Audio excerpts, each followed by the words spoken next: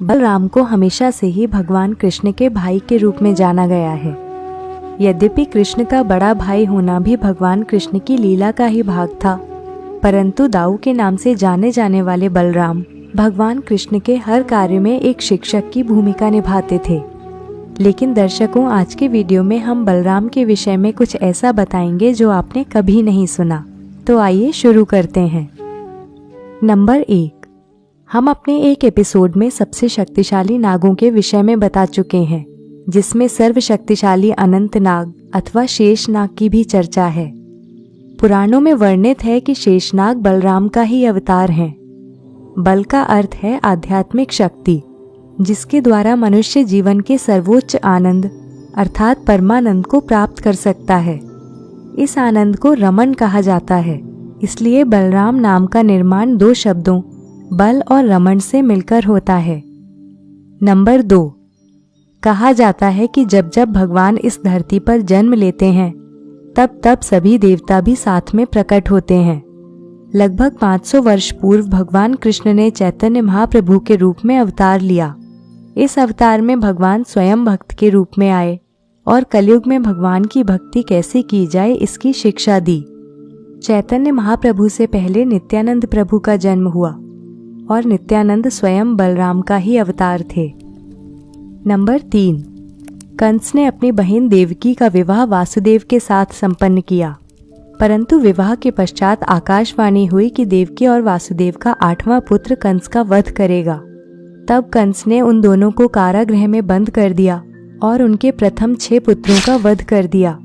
7वें पुत्र बलराम जी थे, जिसे भगवान विष्णु ने योग माया से देवकी के गर्भ से रोहिणी के गर्भ में स्थापित कर दिया था।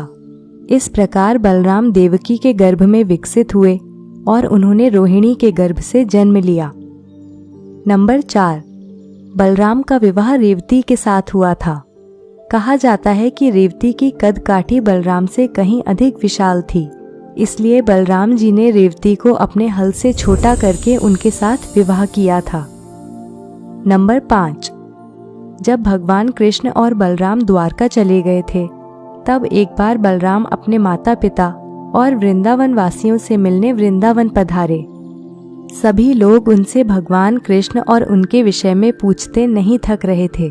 चूंकि कृष्ण वृंदावन से जाने के बाद कभी वापस नहीं आए, गोपियां कृष्ण प्रेम के कारण उन्हें याद करके क्रोध से और उनकी लीलाओं को याद करके खुशी से आंसू बहा रही थीं। उनकी भावनाओं को नियंत्रित करना बलराम के भी वश में नहीं था। तब उस समय गोपियों को शांत करने के लिए बलराम ने गोपियों के साथ रासलीला की।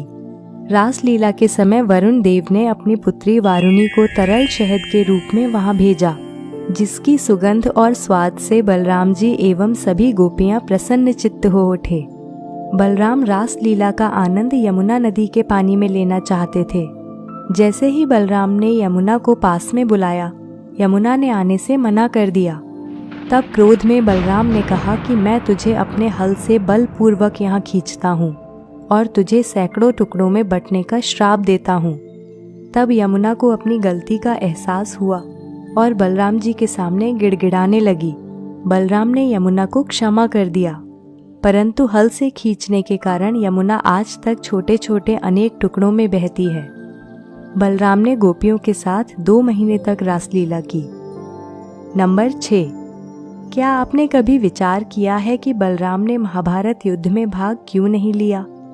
दरअसल बलराम भगवान कृष्ण को भी समझाते रहे कि पांडव और कौरव दोनों ही उनके मित्र हैं और उन्हें उनके युद्ध के मध्य नहीं आना चाहिए, परंतु भगवान कृष्ण तो सदैव ही धर्म और सत्य का ही पक्ष लेते हैं, फिर चाहे वो शत्रु हो या मित्र।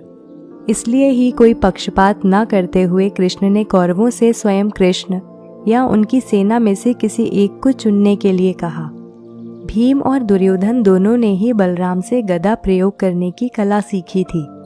बलराम का कहना था कि मेरे लिए दोनों ही पक्ष समान हैं। इन दोनों कुरुवंशियों को आपस में लड़ता मैं नहीं देख सकता। और ऐसा कहकर बलराम तीर्थ यात्रा के लिए प्रस्थान कर गए। और मित्रों, इस प्रकार हमारा एपिसोड बलराम के विषय में रोचक तथ्य समाप्त हुआ।